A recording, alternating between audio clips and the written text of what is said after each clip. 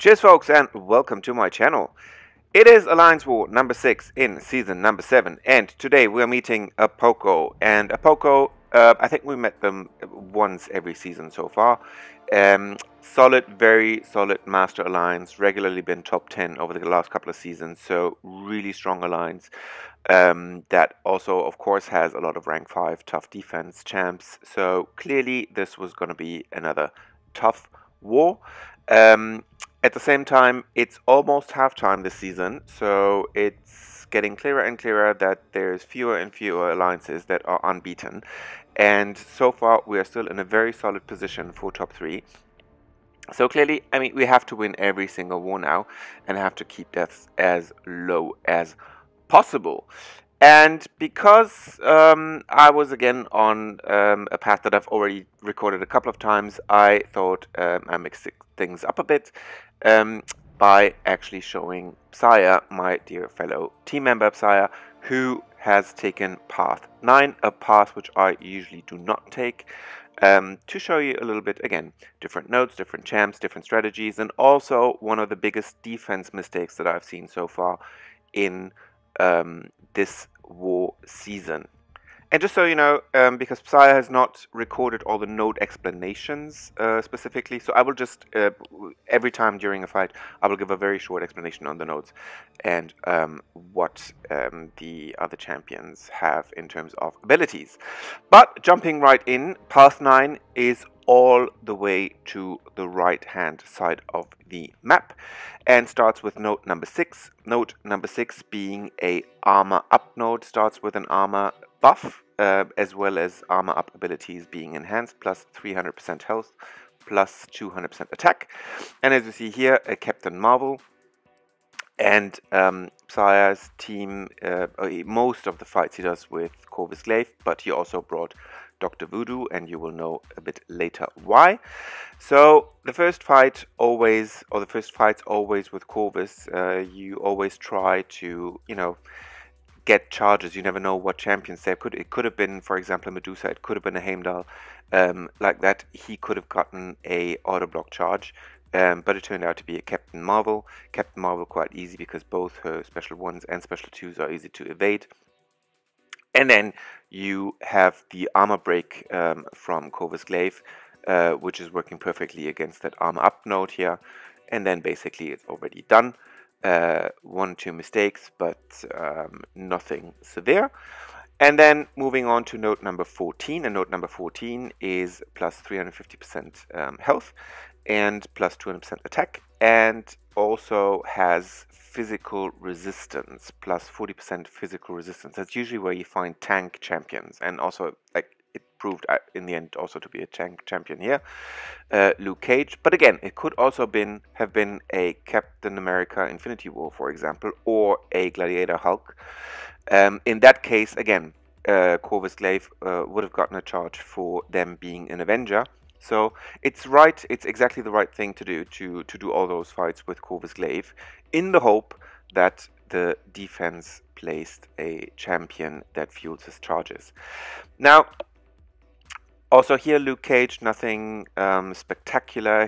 Both his special attack, special 1, special 2, easy to evade.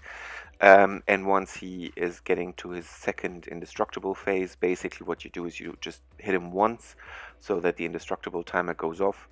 And then after that, he is vulnerable again like a normal opponent.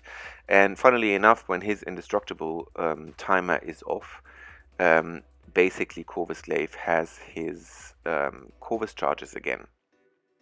So when he is vulnerable again, basically from that moment on, Psyure could do all the critical hits again. And then one more special 2 from Luke Cage, and then he's down. And that moves Psyure on to node number 33. You don't see the node, but you'll see the fight. Node number 33 is a power leak node. Basically, your power gets drained every 25 seconds. And also, you don't get more than your special 1 power bar.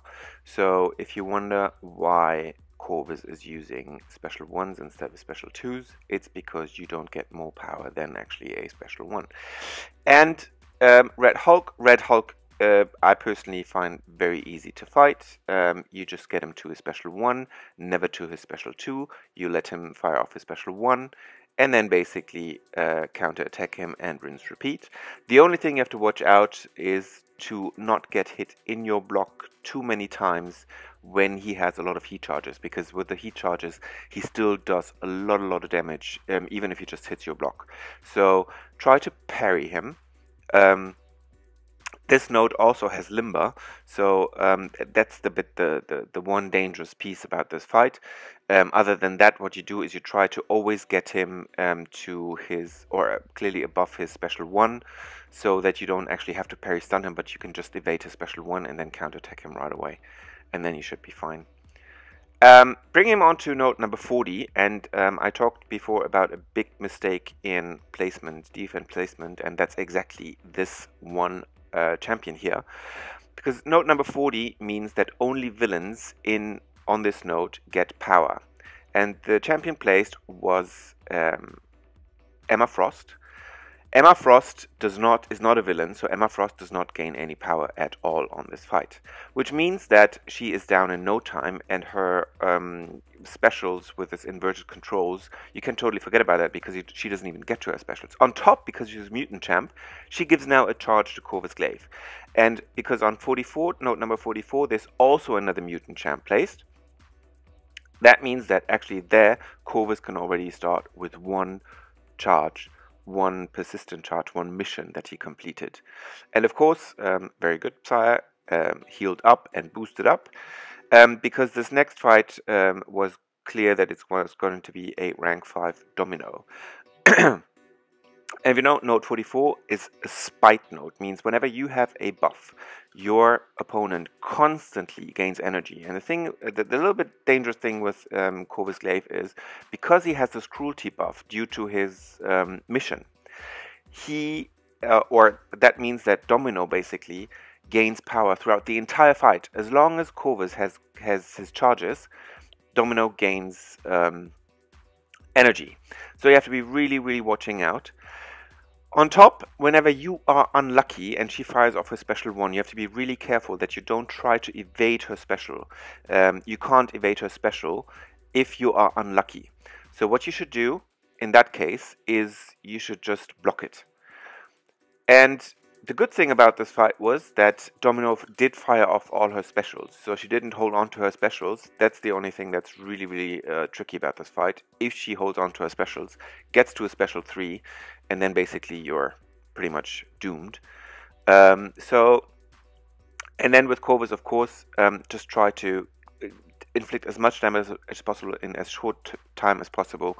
So that's why Psy used all the cosmic boosts, so that he was able to actually finish the fight with 2 special 2s just in a row. And that was very smart to do, so that there was no time for Domino to gain up further energy to her specials. And then, now with 2 charges, unfortunately he didn't get an evade charge from Domino, but still had 1 charge when meeting then the mini-boss, and the mini-boss a Phoenix.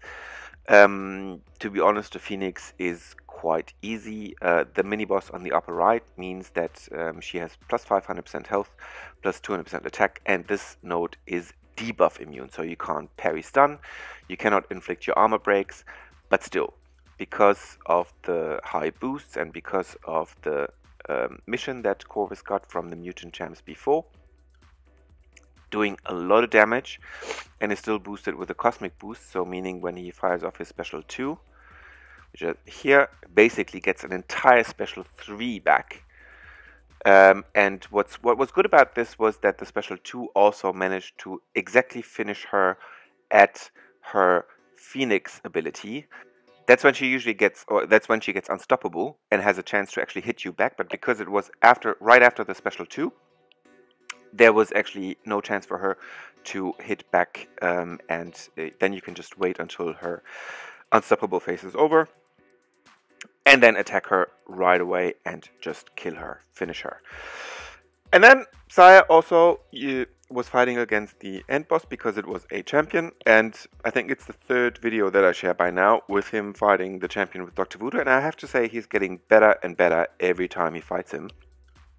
Now, what I also learned now, and also thanks to a couple of your comments, is that in the beginning of the fight, you should try to fire off your special 1 when finishing with an odd combo, because then that way the poison that you inflict also has the ability reduction. So ability reduction against the champion, very important, so that he does not turn unstoppable, and that it also prevents his healing. Still, watch out, he still of course can get unstoppable at times, and then you just have to be sure that you are prepared to block him right away, so that you don't risk of getting a series of his punches in your face.